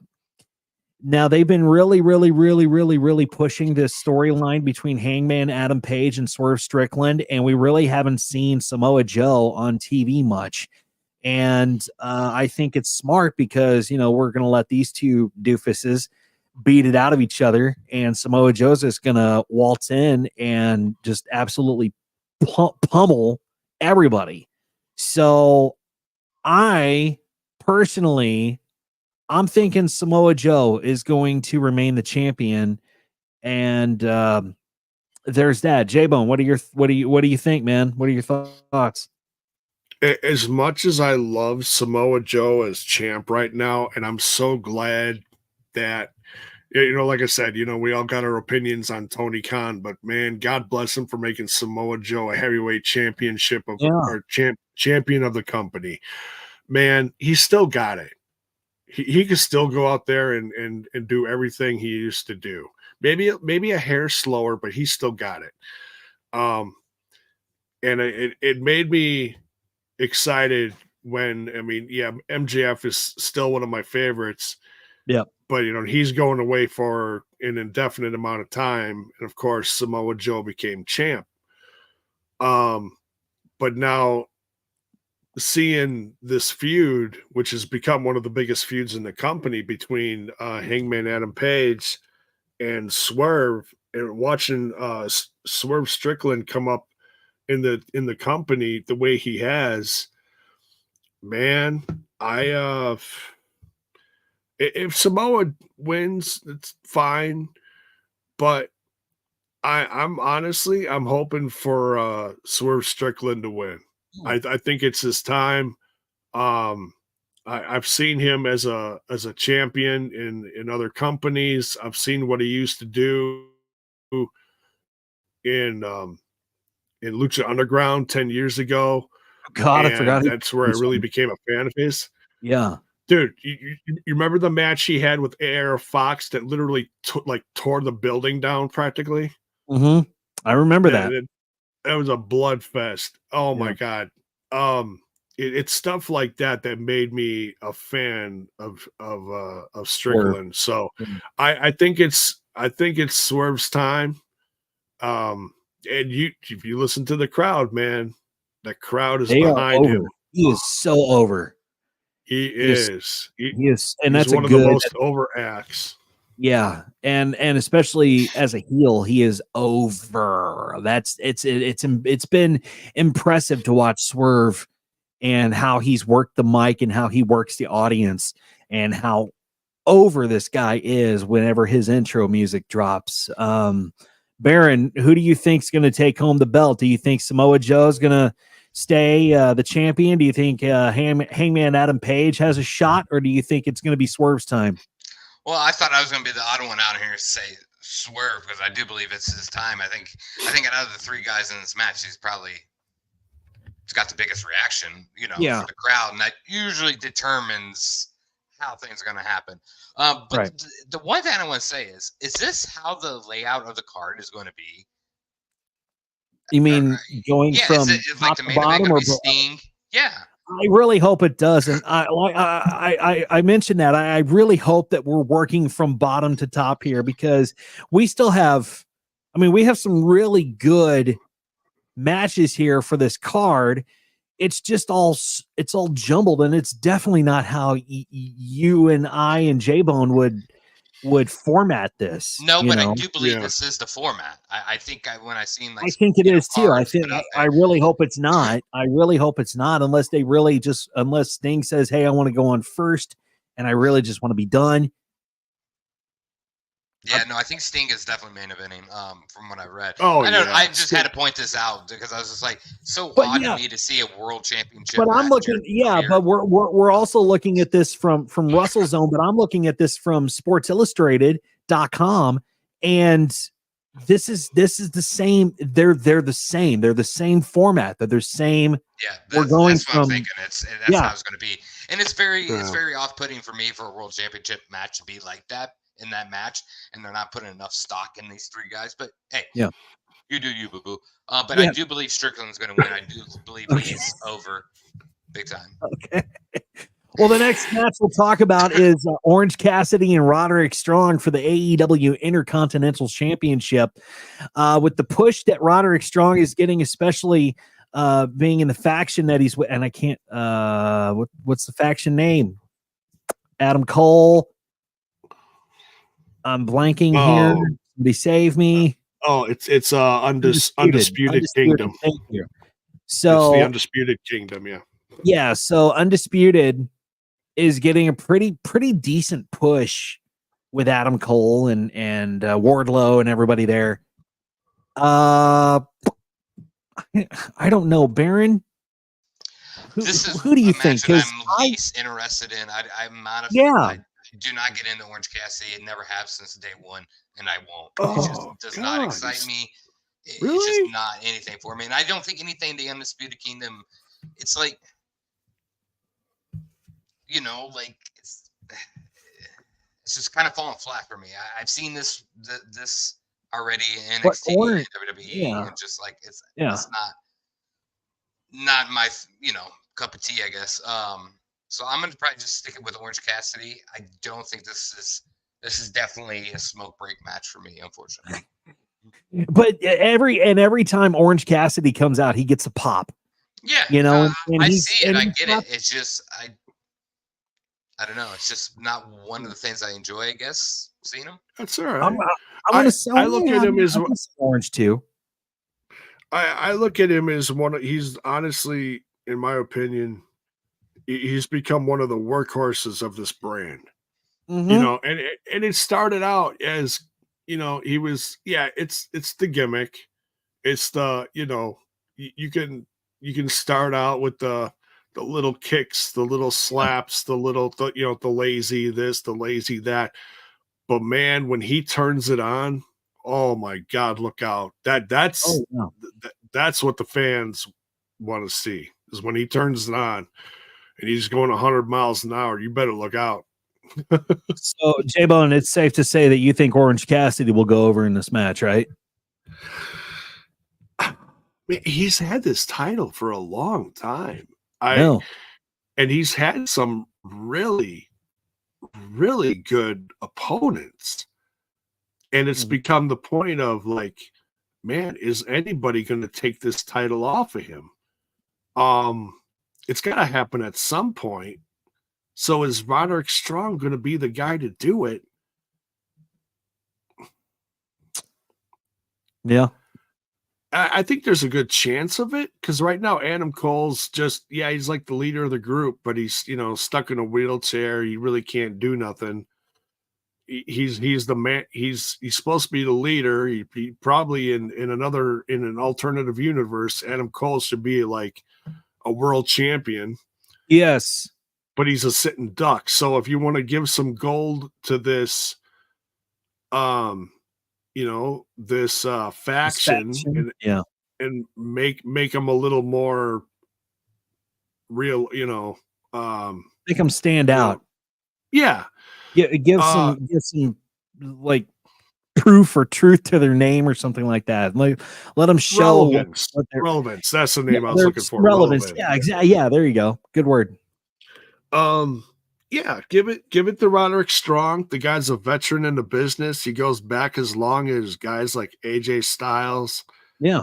Back from the early 2000s. I've always been a fan of Roderick Strong.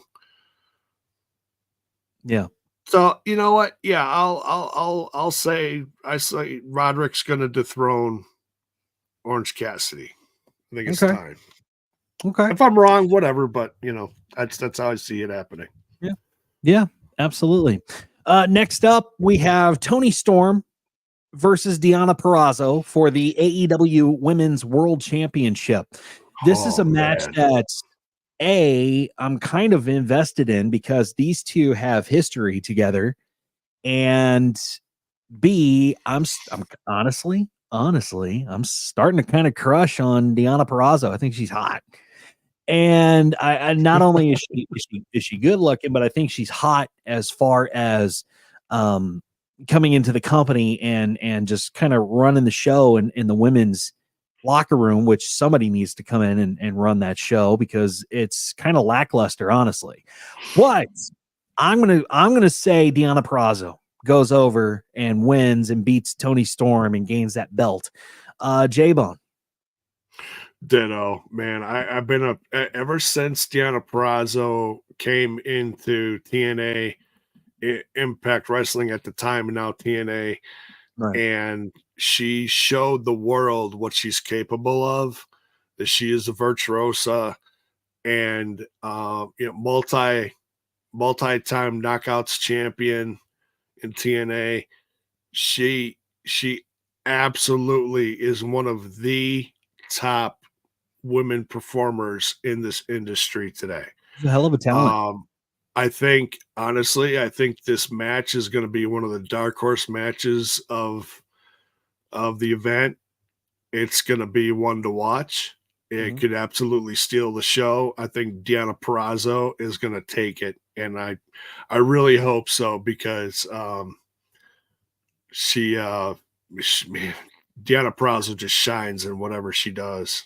Yeah, and I think that's that. I don't want to take anything against Toni Storm. I dig the gimmick. No. I think she's doing it well. I think it's when she's out there and she gets all snotty and befuddled, and the screen goes black and white, whatever. I dig it. It's funny. It's cute. It's whatever. It's very NWO-ish, it's unique. It's very unique, and it fits her character, and it fits her gimmick, as you said. But what one thing, Baron, what one thing this company desperately needs is somebody to come in and run this women's division the way it needs to be run. Can Tony Storm do it? No, I don't think Tony Storm's been able to do it. Would somebody with the talent of Deonna Purrazzo be able to do it? I really think somebody with the background of that. I think Deonna Purrazzo should go over and get the belt and really put this division, the women's division, into overdrive. What are your thoughts, man? Who do you think? I love Tony Storm. I've been a fan of Tony Storm for a long time, and that's my girl. But I do believe Deanna's going to win this. And it's kind of like, I don't know if you guys watched these two face off at NXT UK at all for the title. Both of these women went at it, and it was a great match. And Tony Storm, they have a history. I think Deonna, she's definitely going to win. I think it's going to be a great match, and I'm hoping if either one of these win, we kick up, the women's division a little bit, because that has definitely been one of the things that I've always had a gripe about with AEW. But I do believe this is going to be, as JR would say, a slobber knocker for sure. I think it's going to be a good physical match. Absolutely. Yep, I agree. All right, we move on to Eddie Kingston, who is the Continental Crown Champion. He takes on Bryan Danielson. Honestly, I'm not very invested in this. I don't really know what. I know that Eddie has a history past, or whatever you want to call it, with somebody. I can't remember who, but I don't think it was. Maybe it was with John. It was John Moxley. In the Blackpool Combat Club, but I don't know. I thought Bryan Danielson was on his way out, but if I'm going to say anything, I'm going to say Bryan Danielson go over. Baron, your thoughts? Oh, I got the old Eddie Kingston winning this match. I think Danielson's doing some stuff behind the scenes. I think he's writing. I think he's starting to step away from the ring per se. I think he's going to do some more, stuff in the background. And I love Eddie Kingston. I think he's fantastic. I love him. I do too. He brings the fire. It's going to be another good match for sure. But Kingston for sure. Okay. Jemon. Yeah, ditto. Yeah, I this is Bryan Danielson's last hurrah in the industry, honestly.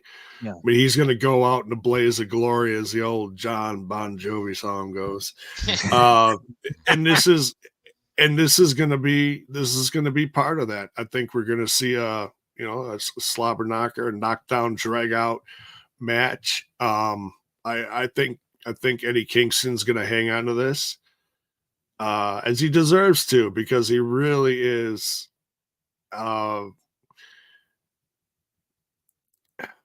I'm trying to put together the words. He really has become a guy that the fans look to for, you want a good wrestling match. You want just a good knockdown, drag out fight. Man, you're going to get it with Eddie Kingston, man. He wears his emotions on his sleeve, and he leaves it all in the ring. And that's what you're going to get with these two. Yeah. We'll have to see who definitely goes over on that one. Next up, Christian Cage and Daniel Garcia for the TNT Championship. Clear winner here, Christian Cage. J-Bone. Yeah. It's I this think is going to be a squash match. I don't know if it's going to be a squash match, but it's pushing hard for. I mean, they're pushing Christian Cage as the TNT Championship. The only thing that I can see if Daniel Garcia does go over, Luchasaurus or whatever the hell they're calling him now, comes in and kill switch. He comes down and he messes up the match and really, messes up the match for Daniel Garcia to win. And then he finally is ousted by Christian Cage. But or Nick Wayne screws up or something, or Nick Wayne's mom. Yeah, it could happen. It could happen. I think it honestly, if all that, with all that being said, putting Christian Cage in a match with Daniel Garcia, yeah, they're going to give you a good show, but honestly, I think Daniel Garcia will job for Christian Cage, honestly. But I don't know. I'm just so up in the air. I think it'd be great to see Garcia win this one. Yeah. And have Adam Copeland come out and be in his corner, or come out late in the match and help him win or something like that. Yeah. You know, and that'd be just a nice little, you know, if Adam Copeland couldn't get the job done and get the championship off of Christian, it's still a nice little FU to him. And it's also both Adam and Christian putting over newer up and coming talent like Daniel Garcia, he really is a hell of a wrestler. So it'd be really cool to see him win and just like flip this whole thing on its head. So we'll see. Yeah. Baron. Yeah, I'm going with Garcia. I think Adam Copeland is going to have something to play with this match here, which I'm confused why it's got Christian Cage versus Adam Copeland or Daniel Garcia. Did I miss something? I think there was a match between the two to become a number one contender. So whoever wrote this just didn't update the card. Yeah, I think I missed that for sure. But I think I think they're gonna put over Garcia for sure on this one. Yeah. This will be one of the shocker matches of the night, per se. I think, I could definitely see this being a shocker match of the night. Next up, Will Ospreay, who is All Elite, going up against Kaneshite. I don't even know if I'm saying his name right. Kaneshite Takeshita. Yeah. Did I get it? Okay, good. Hey, look at me. If you want to be the heel of the group, you pronounce it Takeshita. Takeshita. Let's see. These guys are both in the Don Callis family. I got to see the interaction between Will and Kaneshe or Kanoshke. I probably butchered it again, but that's okay. No, you sounded really good. You're fine. You're fine. Cool. I'll just call him Takeshita because I can pronounce that. I think with Will just coming into the company, I don't see any reason why Will would lose. So I think this is going to start not only a long-going feud between Takeshita and Ospreay, but I think it's going to start a feud of him being ousted from the Don Callis family, and I think maybe down the line, Will Ospreay and Chris Jericho could team up and take on the Don Callis family too. Your thoughts, J-Bone? I've become a big fan of Will Ospreay over the course of the last year, especially from it was only a cup of coffee, but the small time he spent in Impact TNA, and I even had a chance to meet him. Man, just a hell of a guy, just a ton of charisma, and it's exciting to see. As much as I wanted to see him stay in TNA, he's on a bigger stage in AEW. He's going to have a lot more freedom. Mm-hmm. And he's gonna have a bunch of hungry opponents like Takeshita. This is also going to be a dark horse match of the night. There's nothing on the line here except for who's going to lead the Don Callis family into the future. But like you also said, if he wins this one, that might be his outing. He might be outed from the family. Yeah, because I don't know if you watched Dynamite, but he came out as a face. He came out very, very good guyish, and with Tony Schiavone, and the fans love Ospreay, and to their right, they should, because he's a hell of a performer. So do so J-Bone, you think Ospreay's going to go over? Oh yeah. Yeah. Baron? Yeah, he may get the beat down in the end from the the Don Callis family for his troubles. Jericho saving him if that happens. Could be. Yeah. I see Chris Jericho possibly coming out and doing running some interference on the beatdown if that does happen. Baron. Yeah. I mean, Ospreay, obviously. I mean, this guy is top 3 wrestlers in the world with like the most 5-star matches. Like, I mean, like everybody knows Ospreay if you're a wrestling fan. I think this is his ease into the pay-per-view. Look, in a couple months, he's probably going to be champ of some sort. Because Ospreay's phenomenal in the ring. He's very popular with the fans. So definitely going with Ospreay. Next up, a match that was supposed to be the Meat Madness match, but I don't understand what the hell that is. But now they've turned this into an all-star scramble match between Chris Jericho, Wardlow, Powerhouse Hobbs, Lance Archer, Brian Cage. Does that say Magnus?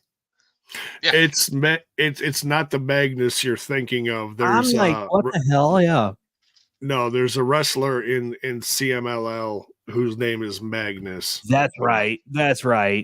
And to be announced. I don't know if I think maybe surprise in there. I think tonight on what is it? Collision. They'll announce that maybe. I think there's supposed to be a debut. I think. Yeah, I think so too. I think so. Too. I can't tell you. I think you can't forget Okada. Oh, that's good. Oh, wow.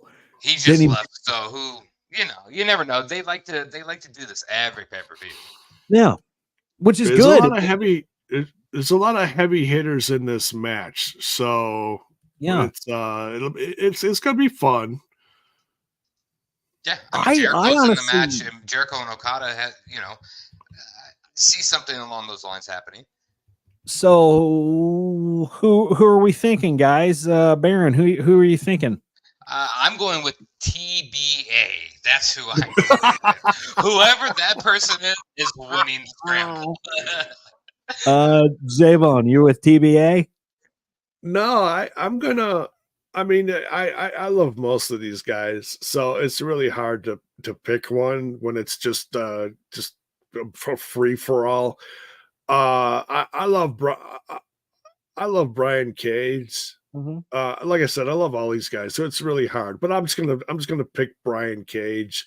But the day of, I may be like, no, I want to see Lance Archer. Yeah, Lance Archer's gonna take this one, but I don't know, whatever. Yeah. It's just so odd seeing all these names, and then you see Chris Jericho, because these are all big, heavy weights. So.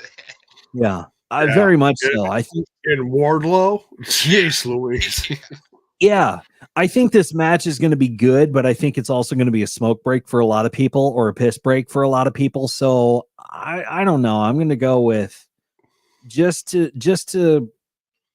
You know what, man? Fuck it. I'm going to go with the Lionheart. I'm going with Chris Jericho on this. Oh, I thought you were going to pick Hobbs. Well, I was thinking of Powerhouse Hobbs. I was thinking of Wardlow. I was thinking of Brian Cage, but I don't know, because I'm not invested in this. It takes a long time for me to actually make up my mind on who's going to win if I'm invested. I actually have some feelings towards this, but I'm a Chris Jericho fan. Break the walls down, doggone it. Give me Chris Jericho. I'm going with, you know what? I changed my mind. I'm going with former TNA champion Nick Aldis. No, I'm just kidding. He'll have to come from SmackDown, but that's okay. He'll have to give up his general manager duties, but and finally, we have 0 Hour to talk about too, but we have FTR, Dax Harwood and Cash Wheeler versus the Blackpool Combat Club, Jon Moxley and Claudio Castagnoli. Now, here's the thing. We still have to remember that Cash Wheeler has some legal battles and legal trouble that he's getting ready to go into court for, because didn't he shoot a guy? Didn't he beat up a guy or shoot a guy or something like that? It was he pulled a gun on someone, and I don't know all the details. He didn't kill anyone. I don't think he shot anyone. It was just he pulled out a gun in an incident, and I don't know what is the surrounding. It's like, okay, so why? Was he drunk? Was he sober? Did someone threaten him and he felt threatened, so it was like a defensive thing? I don't know what happened. So I just pulled this up, the story. 36-year-old Daniel Wheeler was known as Cash Wheeler. He was arrested back in August on an active warrant and was charged with aggravated assault with a firearm, 3rd-degree felony, after an apparent road rage incident where Wheeler allegedly flashed a gun at another driver. Now, he could face some jail time with this. So what I'm thinking is going to happen with all this bullshit, this black cloud hanging over Cash Wheeler, I think that they're going to give this is the smart thing to do. I think that they should give the championships to, or at least let Blackpool Combat Club, since there's really no there's really no championship on the line. So I think they would just give this this win to the Blackpool Combat Club and let Cash and Dax take some time off so that Cash can get all of his legal battles in order and let that all die out, and Cash serves time or whatever he has to do to make up for that. Whatever's going to happen, right? Yeah, exactly. Baron, who do you think, man? You sent us a message the other night about FTR when they came out. They had like no pop. There was like no reaction whatsoever. And there was no pop for them at all. Yeah, and I stand with, I don't think they're very, I feel like they're the group that's on their way out. Mm-hmm. That's my personal opinion, but I'm gonna go with Blackpool. I think Moxley, I think for sure they'll win. Yeah, J-Bone. Yeah, I really feel the same way. If it's a thing where you gotta like write a team off of TV for a while and just let Mox and the old Cesaro, Claudio, if you will, just clobber them out. And I'm fine with that. I love Mox. He's still one of my faves. I love FTR too, but if it's political reasons, you gotta have them lose, and we'll see you down the road or whatever. We'll see. But yeah, I'll give it to Mox and Claudio. Okay. And finally, the 0 hour match, which this is kind of interesting because I think what they're doing with Julia Hart and Sky Blue, this whole team of Julia and Sky, is that this is the start of maybe building up or trying to build up the women's division. But the women's division is so damn lackluster, honestly. So we'll have to see especially if Deonna Purrazzo wins the AEW Women's World Championship. I think Deonna would get in there and stir up the pot a little bit and put these girls on overdrive. But we have Julia Hart and Sky Blue versus Willow Nightingale and Chris Statlander. These are some really, I see a lot of potential with all of these names, all of them. Yeah. I like seeing Julia Hart, and I love Sky Blue. And I think Chris Statlander is good too. Willow Nightingale is she's okay. I just can't get into her. I don't know what it is about her that I just can't connect with her. But if I'm going to pick somebody to win on 0 hour, it would probably be Julia Hart and Sky Blue. Just to give those two a win. J-Bone. I'm going to go the other direction, and I actually really love Willow Nightingale. Her charisma when she comes down to the ring is just infectious. Yeah, it And is. she's come back from a really bad injury. I became a fan of hers when she was eye candy in Wow Women of Wrestling a handful of years ago or whatever it was. And then she got injured, she went away, and you didn't see her for a while, and she was just kind of working on healing herself up, working the indies, and then Tony Khan gave her a chance, and she's really been a breath of fresh air to this women's division. So I'm going to give it to Willow and Chris Statlander. Chris Statlander is still a favorite, and I really feel like this women's division is right on the cusp of really turning it around when you got stuff like Tony Storm and Deonna Purrazzo, and you got other heels like Julia Hart teaming up with Sky Blue. We're starting to see a switch in the division. I think it's healthy. Do we see Britt Baker coming out on 0 Hour and making her return too, or do we not see Britt yet? And because she was honestly, when Britt was on TV, man, I really thought she was the leader of the women's locker room. But I mean, I could be wrong. Baron, what are your thoughts? Do you think it's going to be Julia Hart and Sky Blue, or do you think Willow Nightingale and Chris Statlander will take the W? Sky Blue. That's all I gotta say, and that's all I'm gonna say. Do you see a run-in of Britt? Do you think Britt's gonna come back? I'm not sure. I really am lost on this whole entire women's division. I don't know what the storyline is between the four of these. I don't think I have seen any of their matches lately. But I am a fan of Sky Blue, so. I think you and a lot of other fans are in the same boat. I don't see the storyline. I don't really see a lot of push for anybody. I just think that they're so laser focused on this retirement from Sting and bringing in guys like Ric Flair and having Samoa Joe as the champ and trying to, get as much eyes on the company as they can. I think that they are really doing a disservice to the women's division, because I think they could really be money makers too. I think they could have a main event moment, honestly, on one of these pay-per-views. And I think they're doing a disservice to this women's division and on AEW. And I hope that this changes. I hope, like, if Deonna Purrazzo really does go over Tony Storm and gets the gold, I really hope that she is the leader in the locker room and says, this is how we're going to do it. This is how you guys have to be. If you really want to get TV time and you really want to be pushed, this is how you do it. And I'll show you how.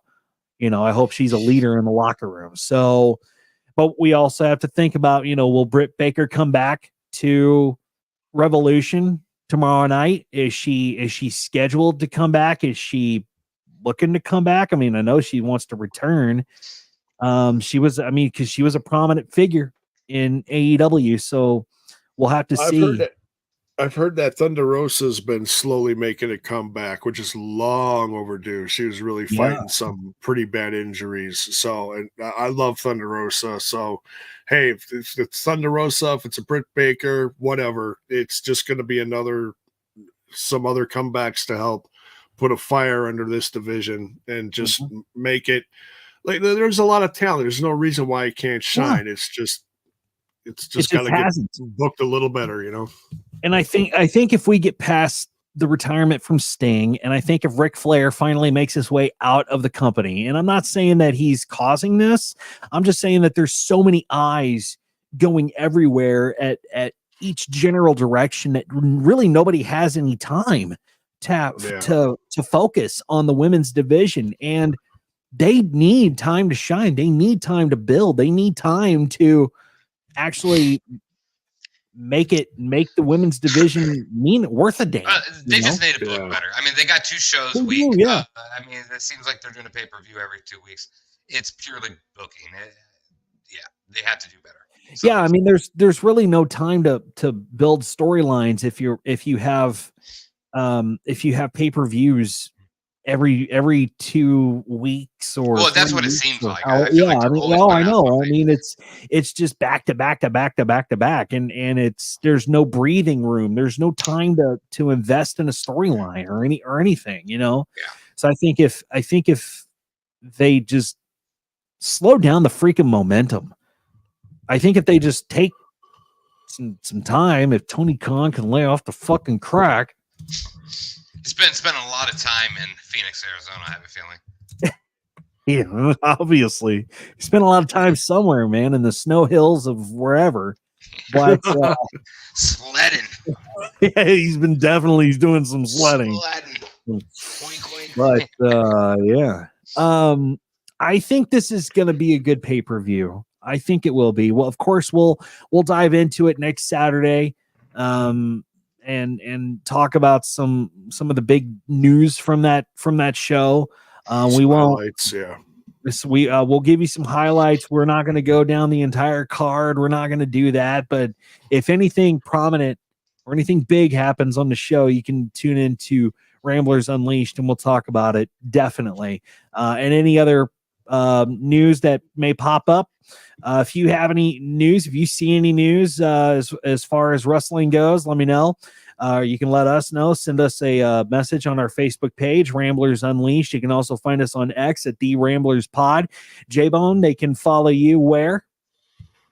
You can follow me over on the Twitter box at JBone5150, and you can also follow me over with the TNI guys every Thursday night following TNA Wrestling. We run down everything TNA and review the show and give you news and the rumors and all that stuff going on too. Beautiful. Baron.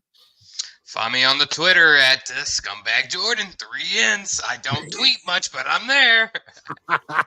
You can... Just how you said that was perfect. It was perfect.